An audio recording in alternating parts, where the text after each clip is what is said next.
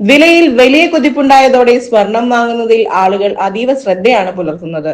പരിശുദ്ധിയോടൊപ്പം തന്നെ കുറഞ്ഞ പണിക്കൂലിയിൽ സ്വർണം ലഭിക്കുന്ന ജ്വല്ലറികൾ തേടി ആളുകൾ പോകുന്നു. അത്തരത്തിൽ ചുരുങ്ങിയ കാലം കൊണ്ട് അതിവേഗം വളർന്ന ജ്വല്ലറിയാണ് അൽ മുക്താദിർ. 0% പണിക്കൂലി എന്ന വാഗ്ദാനവും മാധ്യമങ്ങളിൽ വലിയ പരസ്യവും നൽകിയാണ് ഈ ജ്വല്ലറി കേരളത്തിൽ വിപണി കീഴടക്കിയത്. വലിയ തോതിൽ പണം നിക്ഷേപമായി സ്വീകരിച്ചുകൊണ്ടാണ് ജ്വല്ലറിയുടെ പ്രവർത്തനം.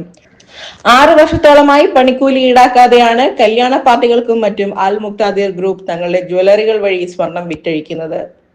പണിക്കൂലിയിൽ ഇളവ് നൽകുന്നതോടെ മറ്റു ജ്വല്ലറികളെക്കാൾ കൂടുതൽ നിരക്കിൽ സ്വർണം നൽകാൻ അൽ മുക്താദിർ ഗ്രൂപ്പിന് സാധിക്കുന്നുമുണ്ട്.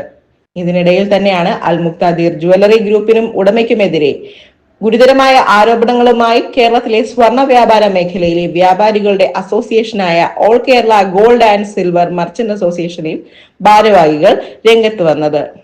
ആരോപണങ്ങളെ തുടർന്ന് കഴിഞ്ഞ ദിവസം അൽ മുക്താദിറിന്റെ കേരളത്തിലെ ശാഖകളിൽ ആദായ നികുതി വകുപ്പ് റെയ്ഡ് നടത്തിയത്. കൊച്ചിയിലും തിരുവനന്തപുരത്തും അടക്കം സംസ്ഥാനത്തെ വിവിധ ഇടങ്ങളിലാണ് റെയ്ഡ് നടന്നത്.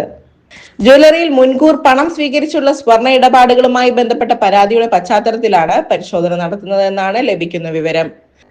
മുൻകൂർ പണം വാങ്ങിയ ശേഷം സ്വർണം നൽകിയില്ലെന്ന ആക്ഷേപമാണ് ഉയർന്നത്. ഈ പശ്ചാത്തലത്തിൽ സ്ഥാപനത്തിന്റെ സാമ്പത്തിക ഇടപാടുകളിൽ പ്രാഥമിക പരിശോധനയാണ് നടത്തുന്നത്. മുൻകൂർ ഡിപ്പോസിറ്റ് സ്വീകരിക്കുന്ന മാർഗം ജ്വല്ലറിയുടെ ഓരോ ശാഖകളിലും നടക്കുന്നുണ്ട്. ഇങ്ങനെ വൻതോതിൽ പലരിൽ നിന്നുമായി പണം വാങ്ങിയിട്ടുണ്ടെന്നാണ് റിപ്പോർട്ട്. ഇതിന്റെ എല്ലാം പശ്ചാത്തലത്തിലാണ് ആദായ നികുതി വകുപ്പ് പരിശോധനയുമായി രംഗത്ത് വന്നത്.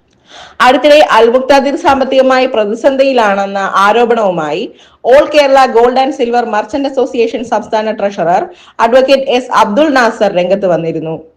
പരിശുദ്ധനാമങ്ങൾ ദുരുപയോഗം ചെയ്ത് കേരളത്തിലെ സ്വർണ്ണാഭരണ മേഖലയിലേക്ക് ഹലാൽ പലിശ തട്ടിപ്പുമായാണ് ജ്വല്ലറി എത്തിയെന്നാണ് ഉത്തരവാദിത്തപ്പെട്ട അബ്ദുൾ നാസർ ഉയർത്തിയ ആരോപണം.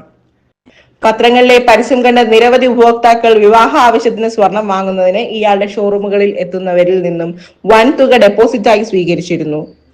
3-6 മാസവും 1 വർഷവും കഴിഞ്ഞ് സ്വർണം നൽകാമെന്ന ഉറപ്പിന്മേലാണ് ഇങ്ങനെ ഡെപ്പോസിറ്റുകൾ സ്വീകരിച്ചിട്ടുള്ളത്. ഇപ്പോൾ സ്വർണം എടുക്കാൻ വരുന്നവർക്ക് സ്വർണം നൽകുന്നില്ല.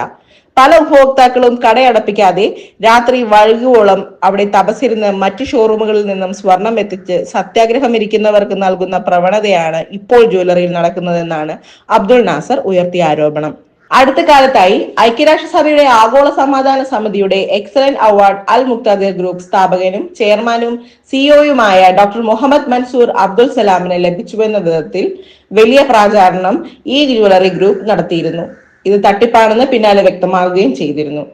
അതേസമയം അൽ മുക്താദിർ സ്ഥാപനങ്ങൾക്ക് AKGSMA എന്ന സംഘടനയും ഉയർത്തിയ ആരോപണങ്ങൾ വ്യാജമാണെന്ന് അൽ മുക്താദിർ ഗ്രൂപ്പ് സ്ഥാപകൻ ഡോക്ടർ മുഹമ്മദ് മൻസൂർ അബ്ദുൽ സലാം പറഞ്ഞിരുന്നു. ജനങ്ങൾക്ക് പണിക്കൂലി ഇനത്തിൽ കോടിക്കണക്കിന് രൂപയാണ് ലാഭമായി ലഭിച്ചത്. 3 മാസം, 6 മാസം, 9 മാസം അഡ്വാൻസ് ഓർഡറിലൂടെ ജനങ്ങൾക്ക് നൽകിയ വിവാഹ ആഭരണങ്ങളിലൂടെ കല്യാണ പാർട്ടികൾക്ക് ലഭിച്ചത് വൻ ലാഭമാണ്.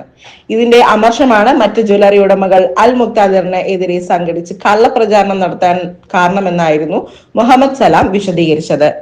അൽ മുക്താദിറിന്റെ തട്ടിപ്പൊക്കെ ജനങ്ങളിലേക്ക് എത്തിയത് കേരളത്തിലെ മുഖ്യധാരാ മാധ്യമങ്ങൾ വഴിയല്ല എന്നത് ശ്രദ്ധേയമാണ്. ഇതിന് കാരണം ചികഞ്ഞാൽ അൽ മുക്താദിർ പോലുള്ള വൻകിട ബിസിനസ് മാഗ്നറ്റുകൾ മാധ്യമങ്ങൾക്ക് നൽകിയ ബിസിനസ് ഡീലുകളിൽ പൊളിയുമെന്ന് കുറുക്കൻ ബുദ്ധിയാണ് ഇവരെ ഇതുപോലുള്ള വാർത്തകൾ റിപ്പോർട്ട് ചെയ്യുന്നതിൽ നിന്നും പിന്നോട്ട് വലിക്കുന്നത്. അൽ മുക്താദിർ ഗ്രൂപ്പിനെ വിമർശിക്കുന്നതിന് പകരം പിന്തുണച്ചുകൊണ്ടാണ് ഓരോ വൻകിട മാധ്യമങ്ങളും വാർത്തകൾ നൽകിയത്. മുഖ്യധാരാ മാധ്യമങ്ങൾക്ക് ലാഭം ഇല്ലാത്ത ഒരു സ്ഥാപനമായിരുന്നു തട്ടിപ്പ് നടത്തിയെങ്കിലോ? ഇവർ നിരപരാധിയാണെങ്കിൽ പോലും ഈ മാധ്യമങ്ങൾ അവരെ കരിവാരി തേക്കാതിരിക്കുമോ? വരവുണ്ടോ? പിന്തുണയുണ്ട്. അതാണ് കേരളത്തിലെ വൻകിട മാധ്യമങ്ങളുടെ നയം എന്നത് ഇതിലൂടെ നമുക്ക് വ്യക്തമാക്കാം.